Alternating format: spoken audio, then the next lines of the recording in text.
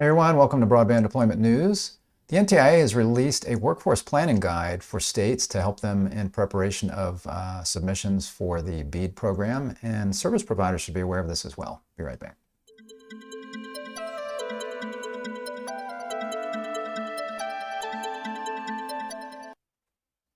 Thanks for joining me. Rick Uzzi here with Zquorum. So I wanted to make sure that you are aware of this. This is especially important if you are a state, for example, maybe somebody in a broadband office or working in a broadband office, or if you're a local community.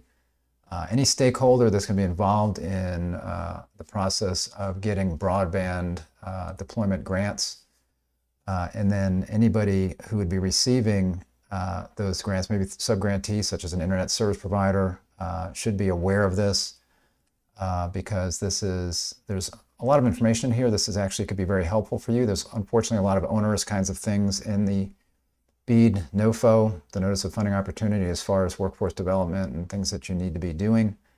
This can provide a good guide for you and maybe some assistance there on what you need to do. So I was going to just show this real quick, make sure you're aware of it. I will link to this particular press release here where you can download the guide. So you see here the NTIA has released a new workforce planning guide for states and territories to use when planning high-speed internet deployment projects. The high-speed internet deployment and digital equity projects funded through the Biden-Harris administration's Internet for All initiative will create, they say, over 150,000 good-paying jobs. So this is all referring to the Infrastructure Investment and Jobs Act and the BEAD program, Broadband Equity Access Deployment Program, which are kind of bundling that and other things under this thing they're calling Internet for All initiative. This guide is a resource and offers strategies to develop a highly trained, diverse workforce. There's a lot of emphasis on diversity. It mentions here women are underrepresented in telecommunications jobs. The Internet for All initiative can change this. We have an opportunity to diversify our workforce so it looks like America, said Secretary of Commerce Gina Raimondo.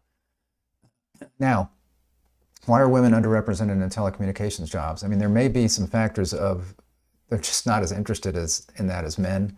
So we need to be careful about that. We don't want to, I don't see anything about quotas in here, so that would be a bad idea to try to force people, like a square person into a round hole or vice versa. So we need to make sure that people are doing the jobs that they want to do. And one of the things about this, there's so much money that's going to be out there and so much fiber is going to be put in the ground, so many job opportunities available that if people want the jobs, they will be available. I think it's going to be a workers' market. So I don't see any reason why just market forces would not make this happen on their own, because there are going to be lots of employers, telecom companies are going to be looking for good people, and I don't think telecom companies are out there discriminating against women or minorities or anybody, but it just is whoever comes to apply for a job, that's who's going to be looked at. What they're trying to do here is try to make sure that there are no barriers to that, and make sure, I think also, that there are some proactive measures that the states and sub-grantees, companies, whatever, would be taking to make sure that they're seeking out people that are diverse and not just relying on traditional kinds of workforces. But again, there are just certain jobs that the sexes are different no matter what people say. And there's certain jobs that some people are going to gravitate towards, and other people are going to gravitate towards others, and that's just a natural way it is. But we do want to make sure that there's opportunity for everyone to be able to go get that job if they want it. It says here the Internet for All initiative's Broadband Equity Access and Deployment, so this BEAD program, contains workforce requirements that grant recipients and sub-grantees must meet when implementing their projects. This guide is part of NTIA's obligation to provide technical assistance materials those entities need to meet the workforce requirements and promote a skilled workforce. Then there's 4 components that they go through the plan. There's components of a workforce plan, developing a workforce plan, strategies and examples, and then there's some additional resources. So I was going to pull it up real quick and just show you maybe the beginning part of it, and just so you get an idea of what it is. And again, I'll have a link where you can download this, but you see this is the guide itself. You see in the table of contents, it has those 4 particular, starting with number 2 here, but that's those 4 things that I just mentioned: workforce plan, components of workforce plan, developing BEAD workforce plan, strategy and examples, and the additional resources there. So then you've got the executive summary. Again, it mentions those 4 things. So, message from the Secretary, it says, equity is at the heart of everything we do at the Department of Commerce. In addition to helping close the digital divide in the United States, the billions of dollars in funding made available will create opportunities for good jobs supported by equitable hiring, fair compensation, safe workplaces, and the tools and training needed for long-term success. So those are all, again, worthy goals. Developed by the NTIA, this workforce planning guide offers direction for states and territories. And again, BEAD, the eligible entities that you're going to hear referenced in here would be states and territories in general when we're talking about BEAD. So the money first goes to the states and territories, and then they determine which subgrantees are going to get that money to then actually do the work on the ground of deploying the broadband. By intentionally planning for how BEAD funds will impact the workforce, eligible entities, again, states or territories, can develop and support a skilled, diverse, equitable, and inclusive American workforce. So then it gets into, again, some preamble here. So NTIA's workforce values. To advance equity and help close the digital divide, these programs will require a highly trained workforce and workplaces that are diverse, equitable, inclusive, and accessible to every worker. Furthermore, the jobs created through investments in high-speed internet must be good jobs that offer fair compensation, a safe workplace, equitable access, and opportunities for long-term advancement. These efforts will have lasting positive economic, social, and health benefits for years to come.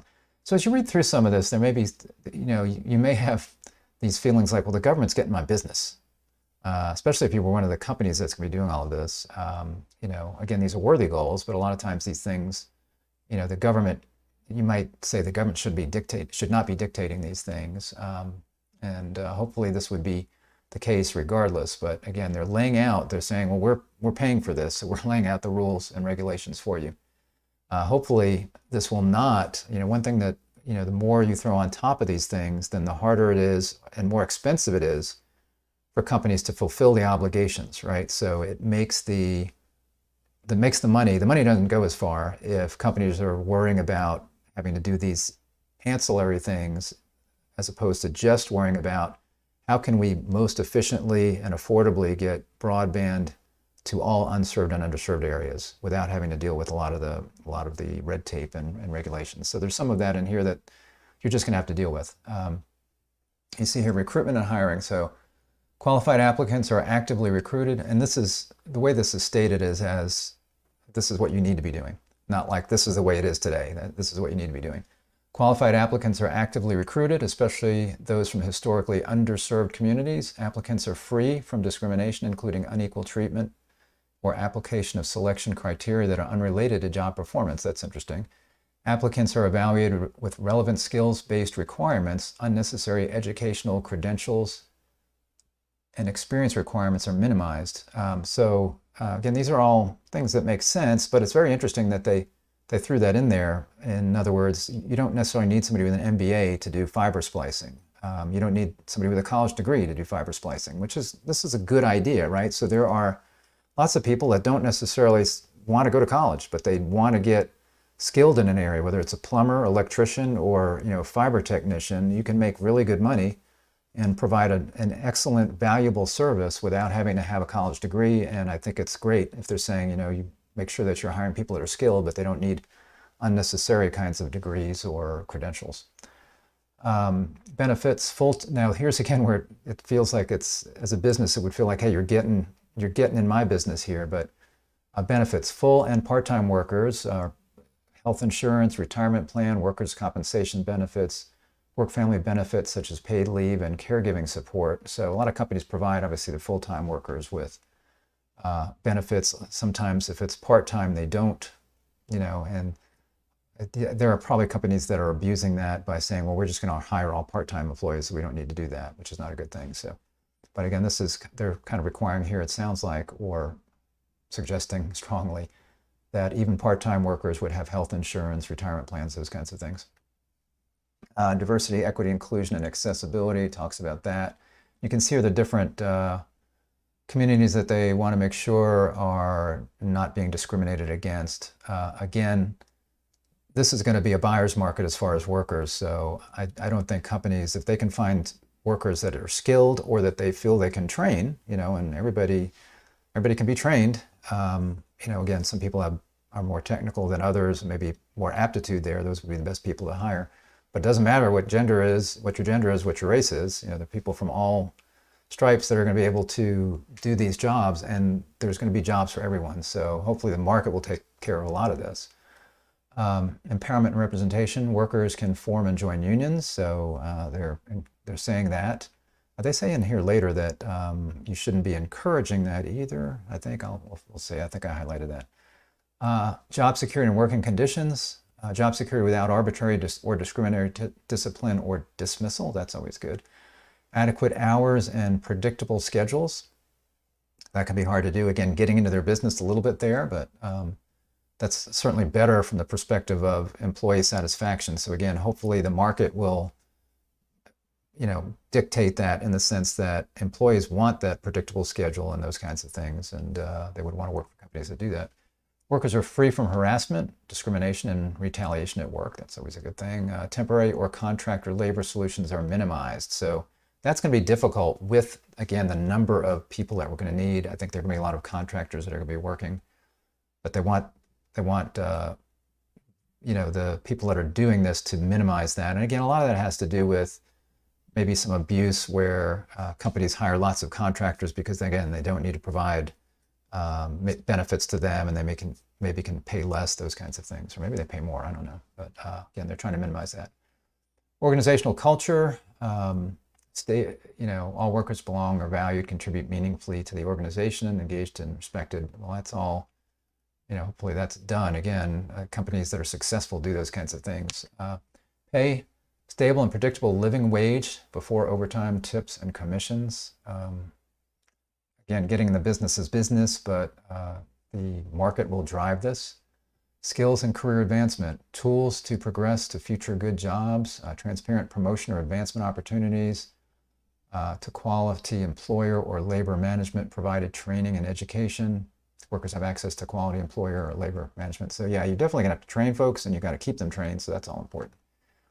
NTIA encourages eligible entities, states that would be subgrantees, that would be your internet service providers, and partners to embrace these principles without BEAD projects and other internet for all activities to best support the future of the telecommunications workforce. So they're encouraging everyone, and this would be all kinds of crazy text coming up here from somebody, so I'm just going to ignore that. That's held for review. Sorry, I was looking at some chats in here that are moderated at the moment. The Internet for All program represents an opportunity to strengthen and build the existing and future telecommunications workforce. To do so, eligible entities are required to develop a workforce plan to achieve a diverse, skilled, and sufficient workforce for building and maintaining high-speed internet infrastructure, including both specialized telecommunications and construction jobs. So they've got the components here, and they're drawing a lot of this from the BEAD program. So the BEAD NOFO outlines 4 categories of workforce requirements and guidance for eligible entities as they prepare submissions and design and implementation projects. So they talk about federal labor and employment laws, skilled workforce, equitable training and workforce development, contracting. So they go into more detail on this. So you can read through all of this on your own. I'll page through here a few of these things. Here's something else I was highlighting. So requirements from the BEAD NOFO, again, this is specifically for, what section was this? Sorry. Oh, the components of the workforce plan, yeah, okay. So eligible entities or the states are held to federal labor and employment laws. In addition, they'll also be required to evaluate prospective subgrantee submissions. So if you're a state, you're going to have to be evaluating what your subgrantees and their proposals to you on how they meet all of these things. And if you are an ISP, you know, and again, you're requesting funds to the state, you're going to have to make sure that you're kind of following this, because the state's going to have to try to make sure that you're following this. All this is going to be reporting back to the NTIA. For example, must have a demonstrated record of compliance with federal labor and employment laws and plans to continue compliance. Eligible entities must get records on organizational compliance with federal labor and employment laws on high-speed internet deployment projects for the last 3 years. That's kind of, you know, again, this is just kind of red tape that the states are going to have to go through, and the subgrantees as well. Eligible entities must prioritize compliance with federal, state, and local laws in considering applications. In initial and final proposals, The states must describe the information they will require prospective subgrantees to provide in their applications, including the following: past compliance with federal labor and employment laws, disclosure of any violations, applicable wage, this is, again, getting in their business, applicable wage scales and wages and overtime payment practices for each class of employee, plans for the implementation of workforce safety committees. Entities must also describe how they will weigh this information in their competitive selection process. NTIA requires that states give priority to fair labor practices based on records of and plans to be in compliance with federal labor and employment laws. So again, this is part of the scoring that the states are supposed to go through. Skilled workforce, eligible entities will each define skilled workforce requirements and guidance for their subgrantees. So the states need to define that. They don't have to do it the same. They can define their own, but they're going to have to define that. The subgrantees have to follow that, and then they need to report all that back to the NTIA as part of their plans, their 5-year plan and other submissions. Requirements from the BEAD NOFO here: eligible entities must build and develop a highly skilled workforce and ensure that subgrantees do the same. Each subgrantee must certify that it will use an appropriately skilled and credentialed workforce that is technically qualified to complete all funded activities in a competent manner. So make sure that your folks are trained, both the state and the ISP. Some additional guidelines mentioned here, including ensuring subgrantees offer jobs that exceed the local prevailing wage for an industry in the region, offers benefits, helps the employee develop skills for career growth. Certainly they want to help them develop skills, but again, you're getting, when you're saying exceed the local prevailing wage and offering benefits, that's getting in the business of the ISP and saying they have to pay even more than others are offering around there. So again, it's a little bit onerous, but people are going to do this if they want the money, I guess. Equitable training and workforce development, equitable and targeted recruitment efforts, training and education initiatives, and workforce retention and upskilling initiatives. These activities will require outreach and coordination with workforce-related partners across sectors. So lots of engagement with local and outreach with local organizations on that. Guidance from BEAD NOFO. NTIA encourages eligible entities, that's the states again, to consider workforce development goals when selecting subgrantees. Again, keeping that in mind as they select which service providers they're going to use. NTIA permits the following use of funds to support workforce readiness. This is important. So last mile deployment funds for workforce development, including training for cybersecurity professionals working on BEAD-funded networks, registered apprenticeships and pre-apprenticeships, and community college and or vocational for telecommunications related occupations to support deployment, maintenance, and upgrades. So this is something that states really should look at because it may be difficult finding people to do these things. So if they can work with local community colleges, if they can create, get some people in there that can provide classes to get people trained up to do the kinds of skills they're going to need for these things. There could be programs to train the individual people as well as train the trainer programs, which are very effective if you can have one person who can train a bunch of people who can then train others. So these are the kinds of things that states can use with the $5 or so million. I think it's $5 million they can get. 5% of the 100 million. Is that right? Yeah, 5% of the 100 million that they can get for planning funds. And they can use some of this for making sure that they get this workforce development in place. And again, making sure they have training programs would be an excellent use of that money. Supporting a diverse workforce, requirements from the BEAD NOFO, commitment to promote the recruitment of women and other historically marginalized groups, describe plans to create equitable on-ramps into telecom jobs, must ensure the job opportunities are available to a diverse pool of workers, including by engaging in targeted outreach, and seek subgrantees with effective plans for outreach to populations that have traditionally been underrepresented in telecom and in IT jobs. So again, this is being more proactive, going out in areas and making sure people are aware that the jobs are available, that let's say training programs are available. If people want a good paying job, that they can apply, get trained. So this is being a little bit more proactive there.